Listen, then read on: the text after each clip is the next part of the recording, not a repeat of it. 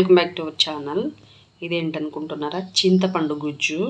చింతపండు అంటే మన ఒక నిమ్మపండు సైజు చింతపండు నానబెట్టి మంచిగా వేడి నీళ్ళ నానబెట్టేసి గుజ్జు తీసి పెట్టుకున్నాను. దేనికంటే ముల్లంగి సాంబార్కి. ఇది కనపడుతుంది కదా, ఇదేంటంటే పప్పు కూడా నానబెట్టేసి కొంచెం బాగా కుక్ చేసుకుని ఇలా పెట్టుకున్నాను. దేనికంటే పప్పు సాంబార్, ముల్లంగి పప్పు సాంబారు. ఆ కొంచెం నల్ల కనపడుతుంది కదా, అదేంటి కాదు, స్టోర్లో ఇచ్చారు పప్పు. ఆ పప్పు కొంచెం పొట్టుతో ఉండిందనమాట. అది అంతే, ఇంకేం కాదు. ఇప్పుడు ఇది తీసి మనం ఆ దాంట్లో యాడ్ చేసేసుకుంటాను. ఇప్పుడు చూపించాను కదా, చింతపండు గుజ్జులో యాడ్ చేసుకుంటా పప్పుని. వేడైంది. ఇప్పుడైతే ఆయిల్ వేసుకుందాం. ఇందులోకి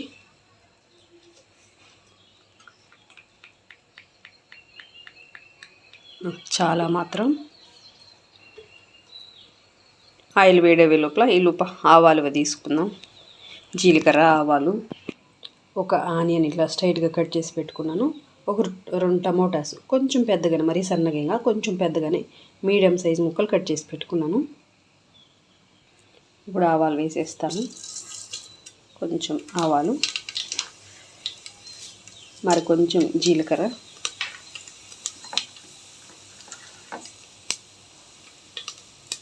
ఇప్పుడు ఆనియన్స్ వేస్తా.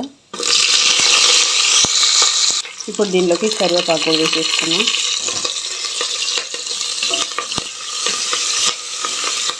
నెక్స్ట్ టమోటాస్,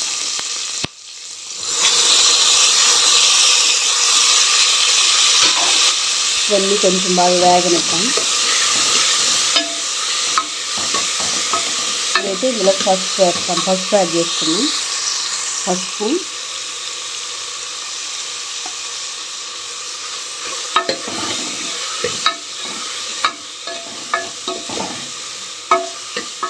ఇది ఒక 2 నిమిషాలు వేగనిద్దాంలాగా వేగనిచ్చి ముల్లంగి యాడ్ చేసేసుకుంటే సరిపోతుంది. ముల్లంగి పప్పు సాంబారు చాలా రోజులు చేసి, చాలా బాగుంటుంది. మా అమ్మాయి అడుగుతుంది కూడా ముల్లంగి సాంబార్ అని, అందుకే చేస్తున్నా ఈరోజు. ముల్లంగి సాంబార్ ఇప్పటిదాకా మన ఛానల్లో నేను షేర్ చేయలేదు, అందుకోసమని చేస్తున్నాను. అంటే నేను ఎలా చేస్తానని మీకు ఎవరికి షేర్ చేయలేదు కాబట్టి ఇప్పుడు చేస్తున్నాను. ఇప్పుడైతే ముల్లంగి యాడ్ చేసేద్దాము. బియ్యంలో కడిగేసి నీట్గా వాష్ చేసుకొని, ఒకవేళ పైన ఏమన్నా కొంచెం ముదురుగడ్డలు ఏమైనా ఉంటే పైన అంత జీర వేసుకోవాలి. లేదనుకుంటే అలాగే కట్ చేసి వేసుకోవచ్చు. తెలిసింది ముల్లంగి స్ట్రైట్గా అయితే కాదు, ఇలా రౌండ్గానే కట్ చేస్తాం కదా ముల్లంగిది, అంతే, ఇంకేం లేదు.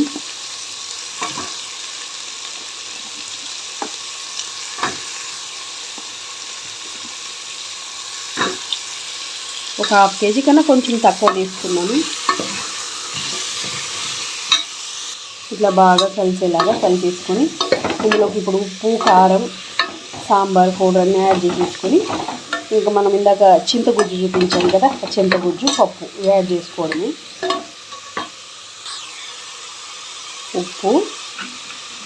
ఉప్పు వేసుకున్నాం. నెక్స్ట్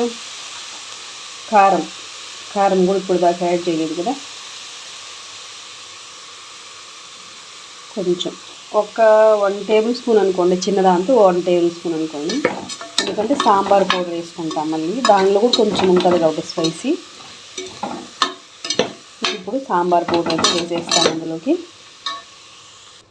ఇప్పుడు ఒక 1 టేబుల్ స్పూన్, ఫుల్గా ఒక 1 టేబుల్ స్పూన్ వేస్తాను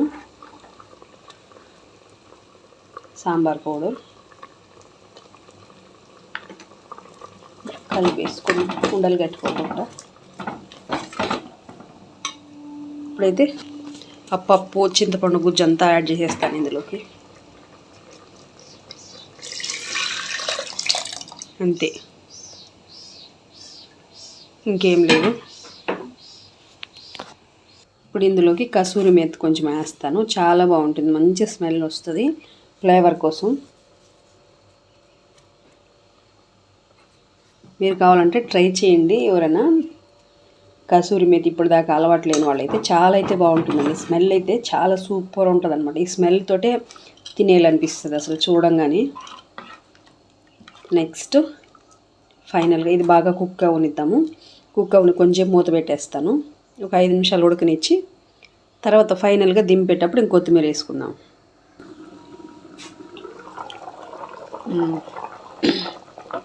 ఓకే, బాగా కుక్ అయింది. ఇప్పుడు స్టవ్ కట్టేస్తాం. నెక్స్ట్ ఏం చేద్దామంటే ఇందులోకి కొత్తిమీర యాడ్ చేసేసుకుంటే అయిపోయింది. అంతే, కంప్లీట్గా రెడీ అయిపోయినట్టు ఇప్పుడు మన సాంబారు, ముల్లంగి పప్పు సాంబారు.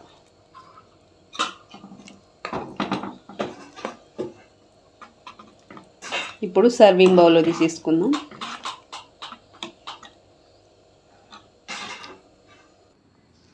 ఫైనల్గా ఇలా ఉంది ముల్లంగి సాంబారు. మీ అందరికీ ఫస్ట్ టైం కనుక ఎవరైనా మన ఛానల్ చూస్తున్నట్టయితే సబ్స్క్రైబ్ అయితే చేయండి, లైక్ చేయండి, షేర్ చేయండి, కామెంట్ బాక్స్లో అయితే కామెంట్ చేయండి. అలాగే ఇప్పటిదాకా మన ఛానల్ చూసి ఆదరిస్తున్న వాళ్ళందరికీ మరొక్కసారి నా తరపు నుంచి హృదయపూర్వకమైన కృతజ్ఞతలు అండి. Thank you so much. ప్రతి వీడియోలో చెప్పినట్టు ఈ వీడియోలో మళ్ళీ చెప్తున్నా, అంటే ఓన్లీ కుకింగ్ వీడియోసే కాదు, మన ఛానల్లో స్పిరిచువల్ వీడియోస్ కూడా వస్తుంటాయి. అవి కూడా చూసి ఆదరిస్తారని కోరుకుంటున్నా.